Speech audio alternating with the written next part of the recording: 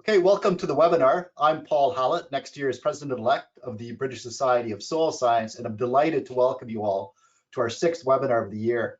We're pleased to welcome back our Zoom into Soil series following a short break for the World Congress of Soil Science, which took place in August in Glasgow. Anyone who's there will tell you it was a resounding success. We had over 1,700 delegates in attendance, and I hope that many of you were able to join us in some capacity during that week. Before I welcome our panelists, I would like to introduce the British Society of Soil Science as hosts of today's webinar. We're an established international membership organization and charity committed to the study of soil in its widest aspects. We bring together those working within academia and having a growing membership amongst practitioners who implement soil science in industry and those with a keen interest in soils. Today's event is supported by the International Fertiliser Society and by one of our corporate members, Cranfield University. So I'm also delighted to welcome Steve Hallam, who is the Secretary of the International Fertiliser Society, and who will provide us with a brief introduction. So thank you for joining us today, Steve, and over to you. Thank you very much, Paul. Right, thank you, Natalie, for bringing the slide up. Good evening, good afternoon, everybody. So the International Fertiliser Society, next, Natalie, is similar to the Soil Society, a forum for the dissemination and discussion of technical information. But what we cover is shown in the next bit of the slide. Thank you very much. So we cover the whole value chain from material sourcing through to crop nutrition. But I think to give a flavour of the breadth now of what we do cover, I'd like to just break out these in a bit more detail. So Natalie, if you could just click again. So with material sourcing, some of you may sort of perceive us as being mainly focused on mineral materials and nitrogen fixation, so sort of traditional synthetic kind of fertilizing materials. But in actual fact, for many years, and increasingly so over the last decade or so, we have paid attention and given coverage to both organic materials and recycled materials. But our focus is very much, I think, on production at a kind of an industrial commercial scale. So while something is still at the proof of concept stage or test evaluation, then we're interested, but we don't really get involved. It's really when technology moves up to production at scale that is really sort of our remit. Natalie, if you could just click again. And also crop nutrition. While we have always looked at, if you like, the traditional areas of productivity and usage efficiency, again, over recent decades rather than years, we've given coverage to aspects of soil management and also environmental impacts. But I think where we overlap with the Soil Society, but also differ a little bit, if you like, is that we look at soil management, soil quality, soil characteristics, and so on, very much in the context of crop nutrition, crop production. I think that's where we sort of both have similarities and differences with yourselves. Thank you, Natalie. Next. So we do all this by organising conferences and webinars, and we have got our 75th anniversary conference coming up later this year on the 7th to 9th of December in Cambridge. It's going to be a humdinger, so if any of you are interested to check out that, there's lots of information on our website. Next bullet point, thank you. As a result of this activity, we publish technical papers and also record presentations. Since 1947, we've built up an archive of over 860 technical papers, all of which have been digitized and are searchable. Presentation recordings have been going on since 2015, and we've now got about 140 of those. Apologies for that, which I can't seem to call off. Okay, next bullet, please. So membership costs £95 per annum. Membership gives free access to all these resources and also £115 discount off the conference registration. Next point, please. And what we have also just done, just in the last 2 or 3 weeks, is to put online a new unique resource. It's a knowledge base and forum covering aspects of fertilizer production. So I appreciate that that may not be relevant to all of you, but if it is at all, then that's certainly a new resource free to all that, again, there's information on our website about that. And Natalie, one last click. So all of which makes me sometimes wonder if we should actually change the name to be more descriptive and accurate to something like the International Fertilizing Society. But then on second thoughts, I thought maybe that's going to cause more issues than it solves. So on that note, I will hand back to Paul. Sorry. Hey, thank you very much, Steve. I've attended an IFS meeting, and they are really exceptional, particularly good way to bridge between research and application. So before we begin, there's some basic housekeeping. There's many of you on the call today, so all of your microphones have been muted. We'll be taking all the questions after both presentations have finished, so at 12:50. So please, could you submit any questions you have by 12:50 to allow us to get through this, and Steve will be monitoring all of these questions for us. Although there is a raise hand button, we're not going to be using this unless the presenter specifically asks you for a show of hands. And today's presentations have also been awarded BASIS and NROS SO CBT points. So if you are registered with either body, please contact us directly and we can provide that for you. And finally, please be aware that we are recording today's presentation. So I'd now like to introduce our first presenter, Dr. Gerard Ros. Dr. Ros is a senior researcher at both Wageningen University and the Nutrient Management Institute. His research focuses on the use of deep learning technologies, empirical and process-based models to quantify the current and desired carbon and nutrient fluxes in agriculture. He links soil processes and functions to agronomic and environmental performance of cropping systems from field to regional, or even up to global scale. Using these spatial explicit insights, he works on tailor-made solutions to improve the sustainability of agriculture. In collaboration with extension services, farmer associations, and agri-tech companies, he implements these insights into decision support tools that are being used globally. So over to you, Gerard. Thank you, Paul. So in the next 20 minutes, I'd like to give a short presentation about the value of data-driven approaches to improve the sustainability of agriculture. So let's start with the outline of my presentation. I'd like to give examples and illustrations of data-driven approaches. I start with the challenges of future farming systems, basically describing the background. Why are we moving to a more data-driven approach of agriculture? I give the concepts of data-driven approaches and I illustrate them for a couple of examples in the Netherlands. And I finish with a short one-slide summary for the outlook for the future. So let's start with the question, why do we need any sustainable intensification? I think you are all aware that the last decades, the world population and food production has increased substantially together with the fertilizer use. The fertilizer use made it possible to produce sufficient food to feed the population, and that you see that on the left side of the screen. Meanwhile, the nutrient use efficiency, it's on the left hand side, it's rapidly declining as soon as countries start to develop and the agricultural systems start to develop. And most developed countries are nowadays have a nutrient use efficiency of around 50%. And given the trade-offs that exist to the environment, there's a huge desire and need to increase the nutrient use efficiency in the whole system. Meanwhile, there are also a lot of other environmental trade-offs, and a recent group of scientists has estimated that more than $12 trillion of hidden health costs are associated with the global food system nowadays. If I summarize the challenge, I can summarize it in just one sentence. We like and we have to produce more food with reduced losses to the environment.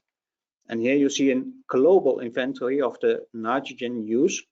On the top side, it's the arable systems, and on the bottom side, it's the husbandry systems. Now you see that for the 100 kilograms of nitrogen fertilizer produced, only 14% ends up basically in the food that will be consumed by humans. And for the animal systems, only 4 kilograms, so it's 4% of the fertilizers applied actually ends up in the food consumed by people.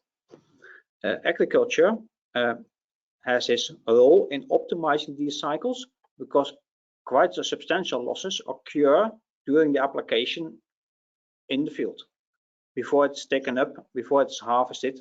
And of course, there are also other options to reduce the nitrogen losses in the chain of food production, even by changing the diets.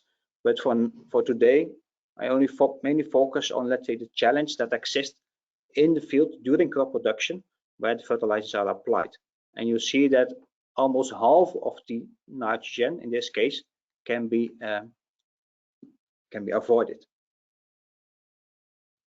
The environmental impacts dramatically increased over the last decades.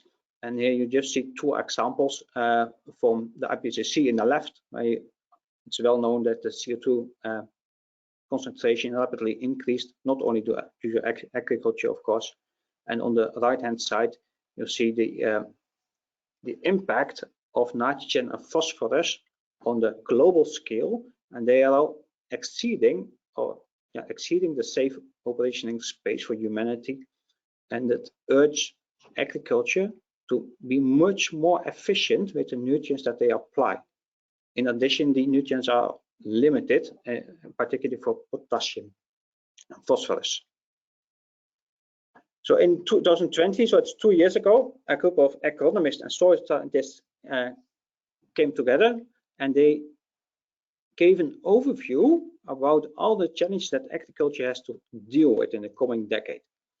And they came up with a new paradigm to optimize basically food production and the environmental impact. And here you see it visualized in a figure. They have defined 5 different aims for crop production. So it's income-related efficiency and resilience, together with soil health, emissions and environment, nutrition and human health, animal health, and waste and recycling. And it's impossible to solve the challenges of agriculture by focusing on only one of them. So the 5 different aspects are connected and need to be solved in an integrative way. And they together defined 6 kinds of actions, key actions that need to be taken. And one of them is data-driven, much more precise crop production to optimize the use of nutrients and to reduce the environmental impact.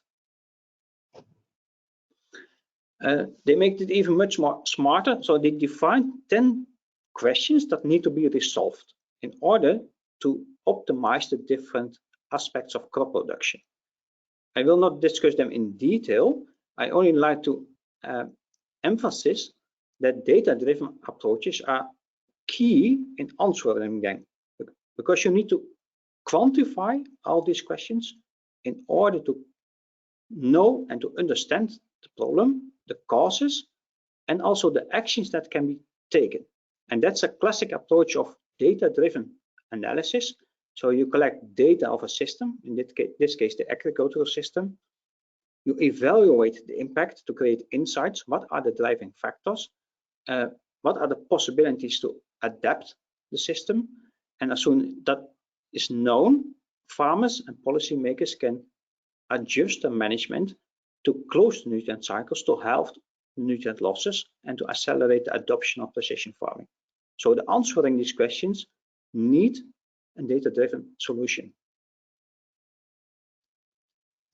Why are these data-driven approaches relevant? First of all, because if you start with data, it's always quantitative. And you need this quantitative analysis to understand the drivers, the state variables, and the impacts. And we have a lot of models, process-based models for carbon, nutrients globally, and each country has its own models developed, but all fail when they are implemented on field and farm level, and the actual impact of farming occurs on the scale of a field level or on the farm level. And that means that models are very valid and very valuable for evaluation of scenarios and policies on regional level, but as soon as they start to be used on field and farm level, then they actually deviate from reality. And what we aim for to intensify agriculture to a sustainable way, farmers need to follow the so-called plan to act cycle, what they currently already do based on their own observations. But using data and data-driven decision support tools, you can underpin the targets for the farm level, show what it's possible, so you move to the do, and then you use impact indicators to show the progress over time, and if you are actually improving the sustainability, yes or no. And if that's not the case, then you start to act and adapting your management in order to reach the farm target. And that's somehow, it's a loop that we need to continue for the coming years, given the farm to fork strategy and the zero pollution policies of the European Commission, where they strive basically for an agriculture with limited or almost no emissions to the environment. And the nice property or feature of data-driven approaches is that they are intrinsically accounting for local variation in soil properties, weather, and management. What kind of data-driven approaches are currently used? I categorize them into three different approaches. They partly overlap. The first is the empirical process-based models. So these are models focusing on process descriptions, simplified ones, where the parameters of these models are estimated by pay transfer functions relating soil properties or climatic properties or land use properties to the process-based coefficients of these models. The more alternative approach is the statistical one. So you're all aware about the classic agronomic regression models. So how do a crop respond if less or more nutrients have been applied? And nowadays, there's a lot of development on the use of meta-regression models by integrating and combining all the existing data from published field experiments. And the last one is the use of machine learning and deep learning models, basically a fancy improvement of the classic statistical models. And the last one, it's much more based on data and expert evaluations. As soon as you do not have field empirical data, experts are used to evaluate the impact of measures and to assess the environmental impact on farming and the environment. I will, in this presentation, show 5 examples. First is focusing on soil health assessment, and I choose this example because it shows the value of a data-driven approach to quantify soil health and soil quality in a smart and measurable way. So that's the first benefit of data-driven approach. The second one is an example to include site-specific insights and impacts on nitrogen losses. Can you quantify nitrate leaching in edible systems? The third one is also on nitrogen, but on grassland systems, how to optimize nitrogen over time and space. The fourth one is about the Water Framework Directive that has been implemented in Europe. What kind of measures should farmers and policymakers take to improve the water quality on regional scale up to farm scale? And the last one, is the integrative analysis of the Dutch nitrogen crisis, where we used an empirical initiator model to account for all the interactions that exist between climate, ammonia, water quality, and soil quality. Let's start with soil health. You're I'm not sure if you ever heard about this parable from India where blind people are investigating a part of an elephant, and within their own scientific experience, they derive conclusions from the observations that they see. And from their own perspective, they are all right.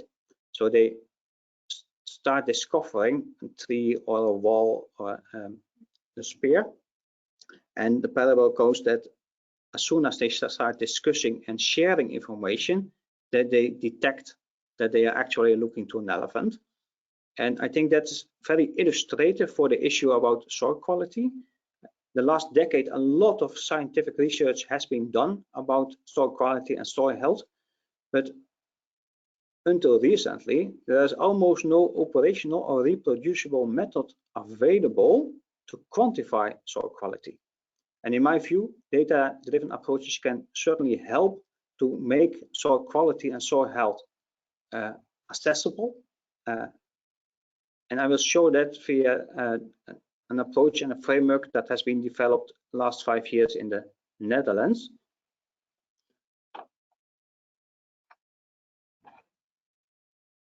Sorry.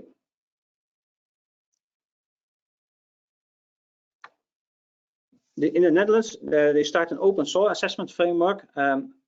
Soil scientists, agronomists, advisors, and farmers, they work together about how can we make use of all the open and private data that are collected by routine agricultural laboratories. Can we use that information to quantify the quality of the soil? And in that framework, you always have to start with the aim, when is the soil sustainable? And it is defined in this case that farmers can maintain the crop rotation for the coming decades. You measure soil properties, and in most countries, agricultural labs measure more than 20 to 40 parameters for each field, supporting fertilizer and recommendation systems. These properties can be converted into so-called soil functions. So what kind of functions does a soil supply given the properties?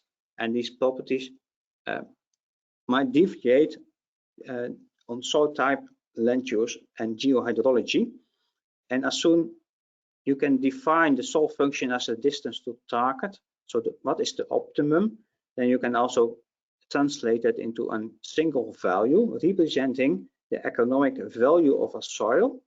And in the Netherlands, it is done for each field, for all the farmers. What are the serious bottlenecks limiting crop development? If they exist, then the soil is evaluated at a low score, and as soon as no bottlenecks exist, then the soil quality is optimum for maintaining the crop rotation plan in the future. It's an open framework, and that's a conceptual design. And I show here 2 examples where the framework is applied on field and farm level.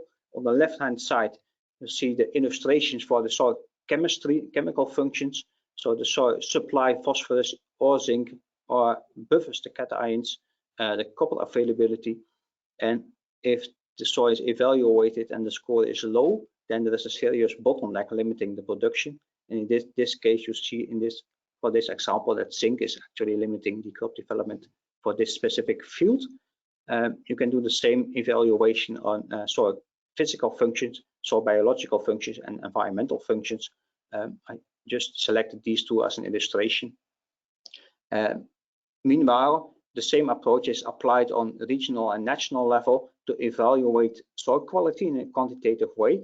And there you already see that the soil quality in the Netherlands is on average quite high if you look to the chemical functions, reflecting basically the availability of manure in the Netherlands. It is implemented in the Netherlands by companies like the Rabobank and the insurance company, and they actually pay farmers nowadays when they invest in the soil management. So that soil quality is not only an instrument to monitor, but it's also an instrument to incentivize farmers to adapt their management so that the soil quality will be improved.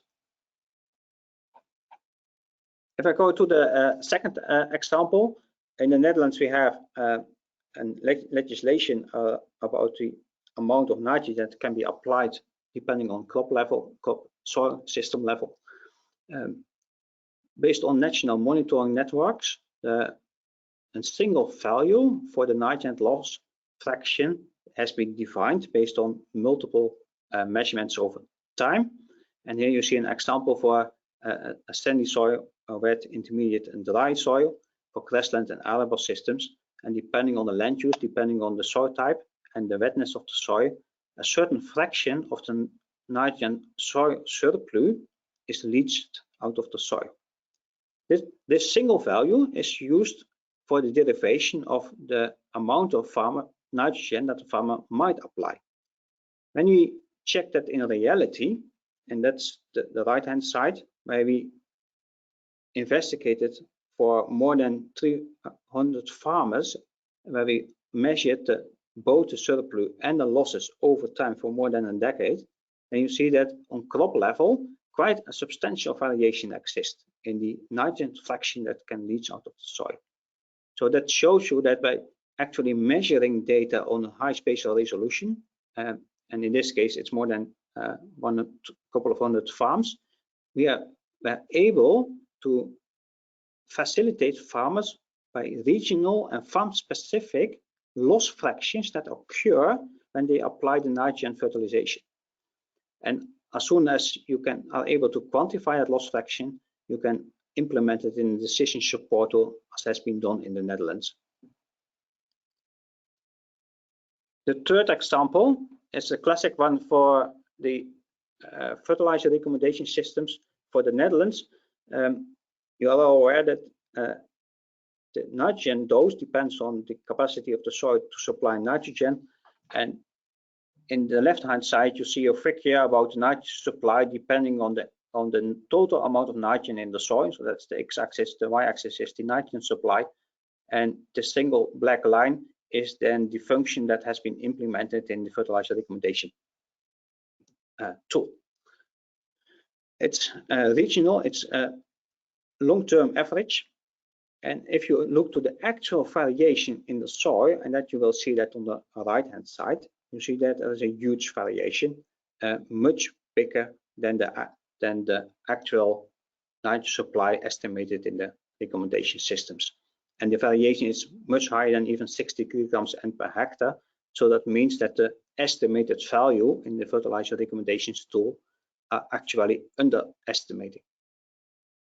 So what did we do? We collected all the experiments that have been done in the past, the last 50 years, and we applied machine learning models to understand the factors actually controlling the dry matter production and the protein uptake. And as soon as you can understand the factors controlling the nitrogen use efficiency, you can predict, and that you will see on the screen, how the dry matter production evolves over time for a situation in the Netherlands in spring this year. And farmers are advised to adapt the management so that the nitrogen use efficiency increases. And that's a recommendation for the total nitrogen dose, as well as the best fertilization date. So data from long-term experiments are transformed to actual recommendations that farmers can apply on field and farm level.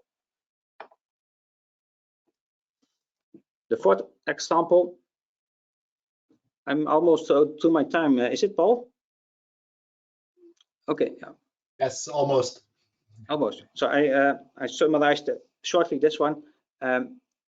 Based on all data from routine agricultural labs combined with monitoring networks, we trained deep learning models to understand controlling factors, and we translate that to regional opportunity maps from measures that farmers can take to improve the water quality. It has been implemented also on farm level for farms where each farm on a field level can get a recommendation of the measures that they can apply, given all the knowledge that actually exists about measures that are effective in reducing the nutrient loads. I skipped this one for time, Paul, and I go directly to the conclusions and the observations. I see that data-driven approaches always require users having process-based knowledge. because it's quite simple and easy to avoid a situation where you mix up correlation and causality, and that leads to really strong and wrong conclusions. If I look to all the published papers about the use of deep learning and meta machine learning models, they actually require solid validation protocols, and up to now they are actually missing. I also see that in all these approaches that the socio-economic aspects are usually ignored, and these are highly relevant when implementing this knowledge and tools into practice. The same for integrative assessments. They are rare. Usually they are focusing on a single environmental problem and a single solution. And what I discover is that data is often scarce, and previous campaigns are not designed for deep learning models. Coming to the conclusion, I think that data-driven approaches have a high potential, since they have enable users to have high resolution insights in state variables, driving factors and expected impacts, both over space and time. They quantify aims and expectations, and they facilitate a link to real activities. And that's where the real sustainability actually occurs on field and farm level. And they always require a solid economic background before you apply. Thanks, Paul. Great, thank you very much, Gerard. That was an excellent talk. I liked the analogy of soil scientists try to deal with soil quality that you presented. So what we'll be doing is taking questions at 12:50 after the final speaker presents his talk, and that is Dr. Ruben Sacrovani. So Dr. Sacrovani is an associate professor at Cranfield University. He's got more than 20 years experience in determining nutrient dynamics in soils associated with the application of organic amendments such as compost, manure, slurry, sewage, sludge, biochar, and digestates. His work explores the resource efficiency and reliability of organic amendments as alternative sources of fertilizers to reduce demand on inorganic fertilizers in order to maximize resource efficiency and promote sustainable intensification of agriculture. He has an excellent and extensive track record in projects on biosolid applications to land in relation to its use as alternative phosphorus fertilizer in the context of organomineral fertilizer production. He has also developed the first national phosphate acceptance map in England, building on his work on organomineral fertilizers. So Dr. Sacrovani has published over 65 peer-reviewed papers. He's currently an associate editor of Soil Use and Management, and he's a member of the National Environment Research Council's advisory network, the Peer Review College of NERC, and he also sits in the advisory board of Anaerobic Digestion and Biogas Association. So over to you, Ruben. Thank you, Paul, for the introductions, and also thank you to the British Society of Soil Science and the International Fertiliser Society for inviting me to present my talk. Without further ado, I'll just share my screen. Can you all see that? I assume that's a yes. So yeah, my talk will talk about challenges and opportunities for utilizing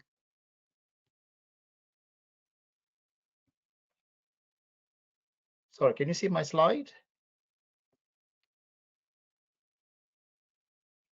Yes, Ruben, we can see it. Thank you. Okay. For some reason, mine.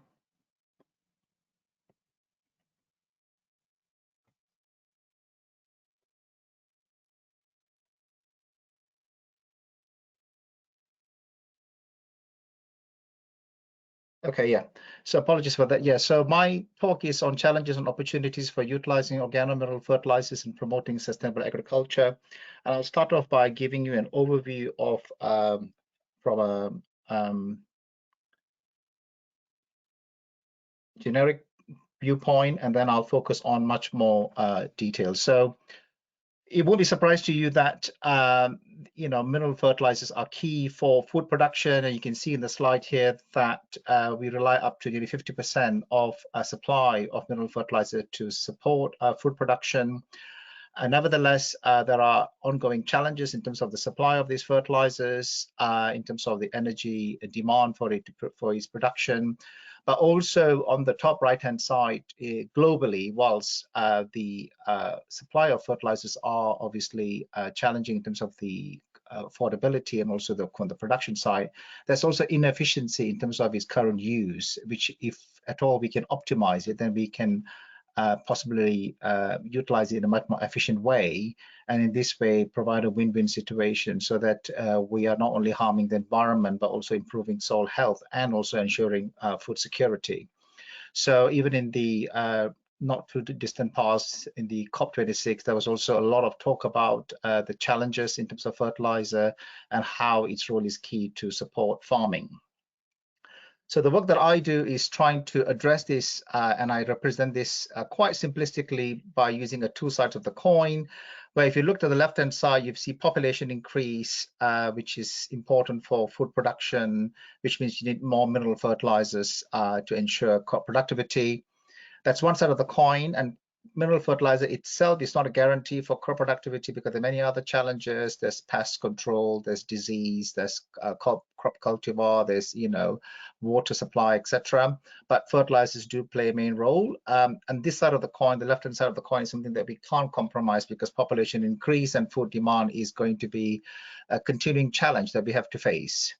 So the work that I do is trying to address the other side of the coin, where we look at what the impact of growing the crop in terms of its potential for reducing soil organic matter, which is basically the biological active part of the soil that makes soil a living system, and also the sponge that helps to retain nutrient. So if the reduction in the soil organic matter is minimized, that means the mineral fertilizer retention would be, the nutrient retention would be greater. Hence, we can possibly need a reduced amount of mineral fertilizer, not completely no mineral fertilizer, but a reduced amount, and trying to get the best of two worlds to, how we can use approaches to make sure the reduction in the organic matter is minimized. And that's the work that I'm trying to do, and the organomineral fertilizer plays a role in trying to support the other side of the coin without compromising the food security. So just a bit on the soil carbon itself. You're probably aware of this, but so I will not spend too much time in a soil carbon performs or behaves in a way that it's not in a one lump. It exists in pools. You've got the active pool, which is in tens of years. You've got the intermediate pool, which is in hundreds of years, and very stable pool, which is in thousands of years. So I denote this by the complexity of the molecular structures here. So the role that or the work that I'm trying to do is trying to explore opportunities where the carbon stability between these different pools are optimized so that we get the right balance, which is always not easy, and how the organomineral fertilizer can possibly play a role in trying to get this balance and support soil health, and also try to make soil an active living system to support one of its role, which is on crop production. So this organic matter, in terms of what's happening to it, is actually a key thing. So this is work done by colleagues at Cranfield, which is published in Nature, that shows, based on the National Soil Inventory that we have at Cranfield University, where we've got topsoil chemistry data collected in the 1970s, and then a resampling done in the 1990s, where you can see the original soil organic carbon presented by the map on the left-hand side that shows the darker colored soils, indicating the higher content of soil organic carbon in the upland soils in Wales, etc. And also the rate of change, which is the change in the soil between these two actual sampling points, that shows the rate of change is great if the original organic carbon soil is high. So we need to really be making sure that we actually conserve and preserve these soils in the best effective manner. But you can also see in the arable intensive part of England, which is in East Anglia, you can see the soil organic carbon soils are quite light. It doesn't mean that we can't make attempts or have approaches to actually optimize this, and this is where getting this organic matter level would be one of the ways to try and improve the soil organic carbon content. So what is organomineral fertilizers? I'm not going to read this. It's basically defined by the EU fertilizer regulations, that it's basically a co-formulation of inorganic fertilizer and a source of organic carbon, and its definition is listed in front of you, as you can see. So there's a stipulation or criteria of what we can call as organomineral fertilizers, and is also being considered as well for its use in terms of categorization in terms of the EU fertilizer regulations. So I've been working on organomineral fertilizers since 2006, and this is basically a summary from work that I'm currently doing with a postdoc at Cranfield, Dr. Emma Burek, but it just shows about, it is kind of an oversimplification, but it gives you an overview of what are the typical crops that has been applied with OMF, and what are the feedstocks that have been used to apply to formulate the organomineral fertilizers, and in terms of its response to crop and also soil. And I've indicated the upward arrow by showing an improvement, a positive way, the downwards arrow for a negative response, and also side to side showing no significant difference. So you can see the crop response has been in most cases positive with some no significant difference. There has only been some cases where there's been negative response to nematodes. In most cases, there has, at least so far, there's been no detrimental effect that recorded detrimental effect so far. So whilst there's work that's been done, there's still lots of unknowns in the area of organomineral fertilizers, and some of the work that I'm trying to do is hopefully trying to fulfill these gaps. There's challenges in terms of what is the influence of the feedstocks, which are key, what's the quality of the feedstock, how do we actually monitor the long-term impact of these organomineral fertilizers, and how do you actually produce them? Is it a truly green option? What is the impact of it when you apply to soil in terms of potential greenhouse gas emissions and also diffuse pollution? How do you actually trace these organomineral fertilizers? Because of the organic component present in it is clearly going to be very heterogeneous. Does it actually sequester the carbon? How do we actually monitor it using in-field tools like near-infrared or mid-infrared or conventional laboratory methods? Because of the organic component within the organomineral fertilizer formulation, they are usually quite wet, so we need to dry the feedstock, and what's the implications for the energy cost? How do you actually pelletize it? So there are lots of questions, some of which we are trying to address in my current work, some which will need more time to find about it. There has been some conference on organomineral fertilizers presented in 2019. There's another one coming up in 2023 in January in Brussels, organized by the ESPP, so look out for it. So the feedstocks can come from various sources. The usual ones are like animal manure, crop residues, digestives, etc. And the variability in the nitrogen availability, which is shown here, is key in terms of how we can actually rely on it effectively, and how we can then use that to part replace the mineral fertilizer requirements. So this is the work that I've done in 2011, where we did a project looking at sludge as a feedstock for making these organomineral fertilizers, where we mixed it with a source of urea for its nitrogen. And of course, there was inherent phosphorus in the sludge itself, so we didn't add any phosphorus, but then we added some potash for the K supply. So we granulated it, and then we made two formulations of 1044 and 1544, and we carried out field trials as part of an EU project in collaboration with other colleagues.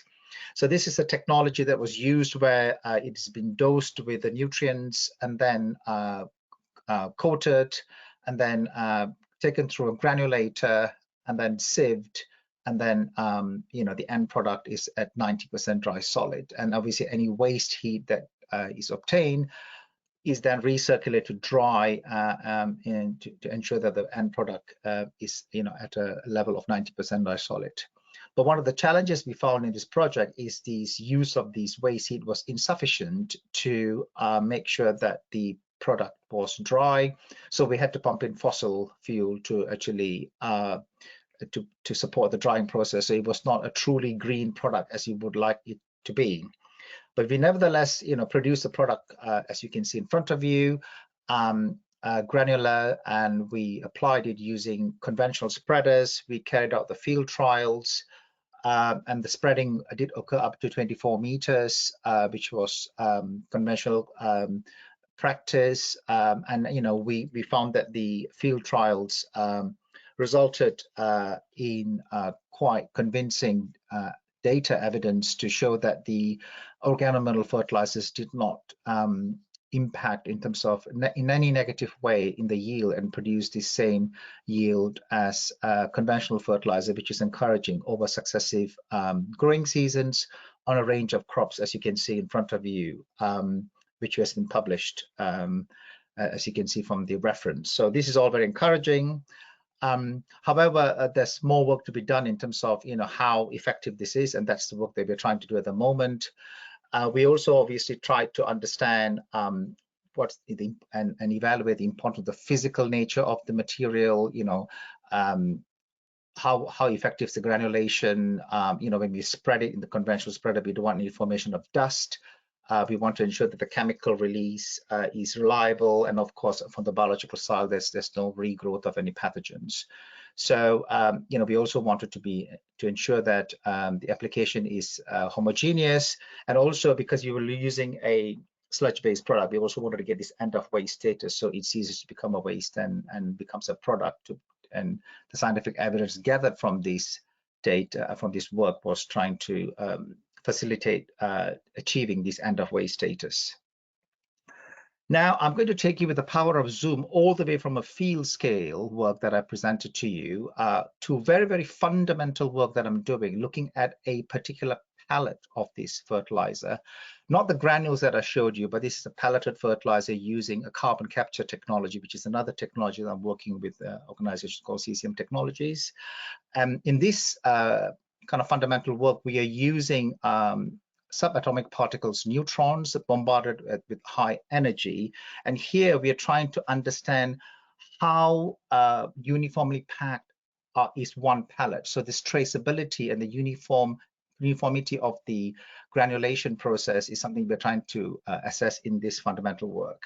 So here we were using the facilities as the Science and Technology Facilities Council's at Diamond, and in particular we're using the neutron facility.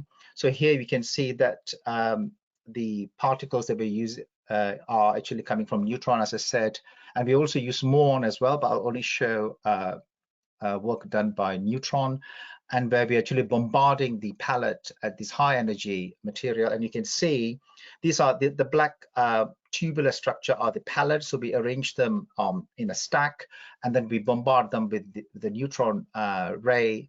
And then the video that you can see here shows a post-processing of the images that is collected once the after several durations of bombarding of these neutrons and slicing of the pellets, millimeter by millimeter from the top to the top, from the top to the bottom of the pellet. So as you can see these videos, just imagine you're moving from the pellet from the top till the bottom, and the darker dense gray color shows the density of the particles that are arranged. So if they're all gray, then it shows the particles are uniform. So you can see, imagine you're moving from the top of the pellet till the middle and towards the bottom, you can see there's actually quite uniform. So the solid material shows how the particles are arranged. And why this is important is if the particle arrangement is not consistent, then obviously when the pellet is being used in a spreader, then it will actually split and turn into dust, and that will cause uneven spread across the 24 meter or the 36 meter width. So in this way, the fundamental work is hello.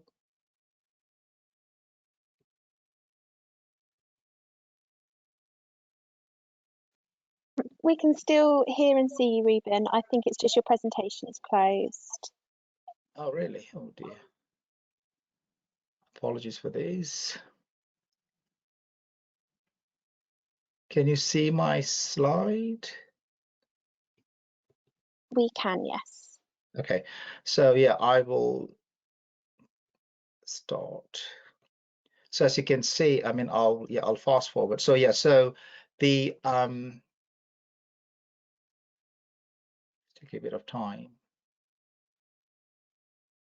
Okay, it's not liking it.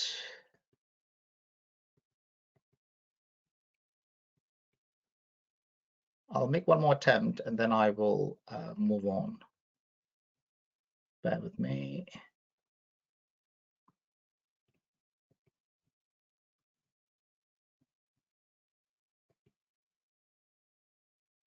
Yeah, okay. So you can see that I'll fast forward a bit in the interest of time. So you can see these are solid gray material. That means the particles are uniform. And as I said, it's important to show that how it's uniformly packed. So when it's actually hitting the spinning disk and spreading 24 meters or 36 meters, then actually the spread is uniform.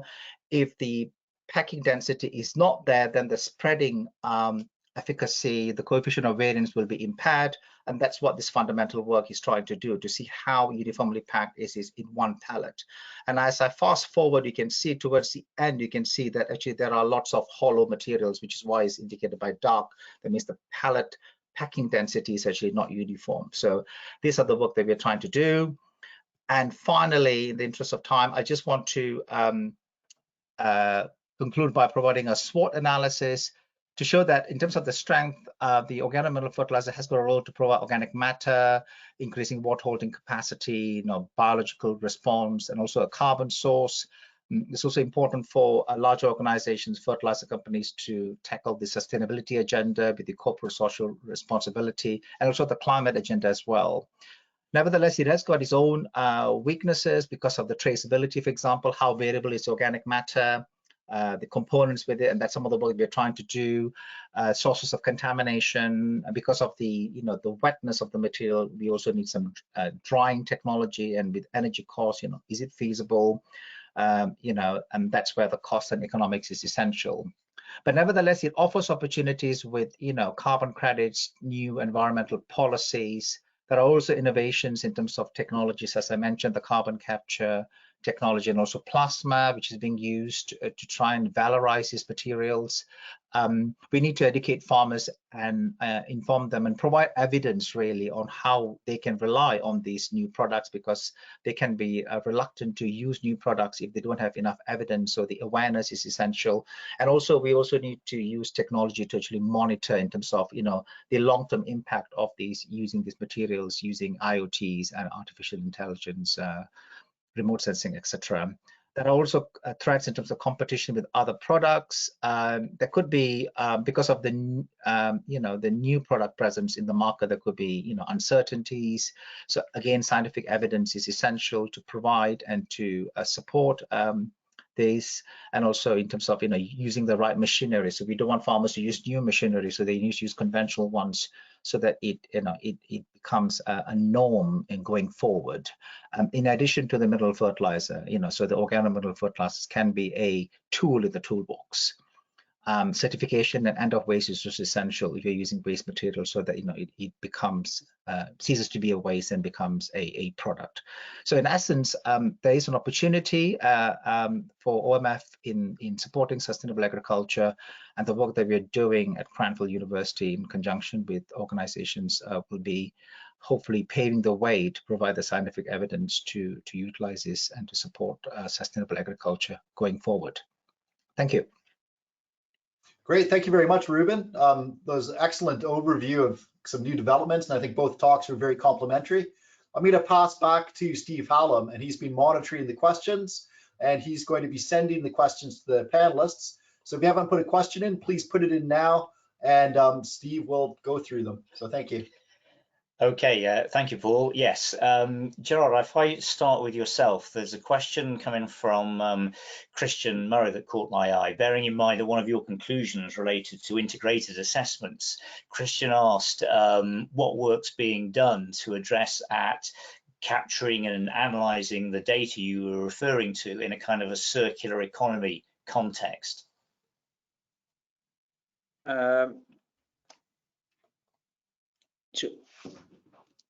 Yeah, currently let's say this distinction between the policy implementation on the scientific side And on the scientific side, I think it's the first modeling exercises are done about all the impact of agronomic measures, how they affect biodiversity, climate, water quality, soil quality at the same time.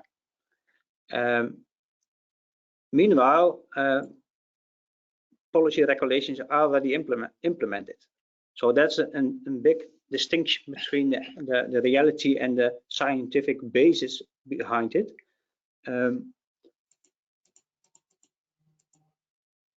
Up to now, I think that it's scenario-based often, extrapolating based on individual and farm-based assessments that have been done for specific techniques. And these techniques are always only evaluated for a single purpose. So a holistic evaluation of techniques has never been done yet. Okay, thank you very much, Gerard.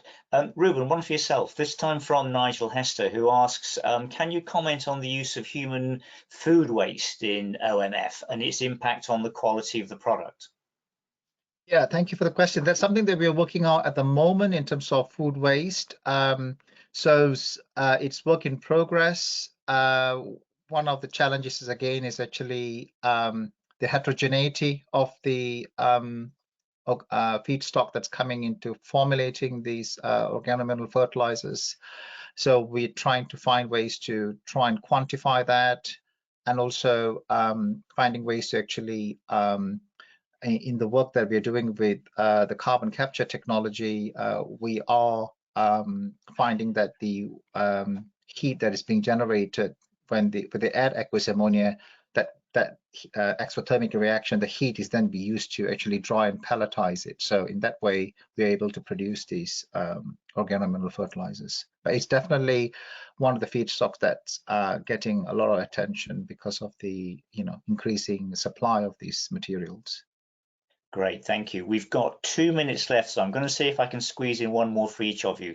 Gerard, Nigel Hester picked up on what you said about farmers being paid by Rabobank and insurance companies, but asked, is there no public money being made available for such activities? And how does the public funding aspect work, please?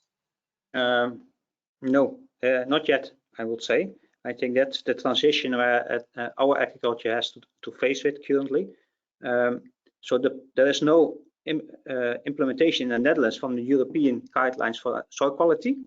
And there are only subsidies for carbon nowadays, more from a climate perspective. And then the assumption is that when you add more carbon into the soil, that also soil quality is enhanced. Only probably on individual farms you have connection with consumers in a neighborhood that actually pay for sustainable farming and including soil management, but it's not structural, and there's no connection with food prices or payments for any soil improvers or soil management practices that actually improve soil quality. Great, thank you very much. And so we've just got time for Ruben, one for yourself from Sam Pochiacha. See if you can answer this without sort of upsetting anybody. Do you feel there is a big enough sense of corporate responsibility from the fertilizer companies who dominate the market today to actually bring OMF to market when they can make more money by selling mineral fertilizers? No, I definitely feel that fertilizer, at least, I mean, I don't have any shares with Yara, I can assure you that. So I'm saying this purely from an academic perspective with data-driven evidence only, that I'm working with Yara, and we are working on a knowledge transfer partnership, trying to develop products, for OMF formulation. So they are keen, and I see there are also other fertilizer companies also following the footsteps. So they definitely are going forward because it's also climate friendly, but it doesn't come with without its own challenges. So it's work in progress. Great, thank you very much. We're bang on time. So Paul, at this point, I'm going to hand back to yourself to wrap up the webinar. Great, well, it leaves it to me just to do the final wrap up. So on behalf of the British Society of Soil Science, I really want to express our thanks to Gerard and Ruben for coming along to present their excellent research today, and also to Steve for coordinating the Q&A session that we had. Thank you also to the International Fertiliser Society and Cranfield University for supporting this webinar. So thank you to all of you as well for attending. We had very good turnout today. You'll find a quick feedback survey when you leave the webinar, which hopefully you'll be able to take the time to complete. The recording of this video will also be available after the event on our YouTube channel. And we've got 2 more webinars planned for this year. So one of these is on asbestos and the other one is on HS2. Both of these webinars are now available for registration via the British Society of Soil Science website. And we'll also send the links out in follow-on emails. So I hope to see you at future events. And in the meantime, thank you again and goodbye.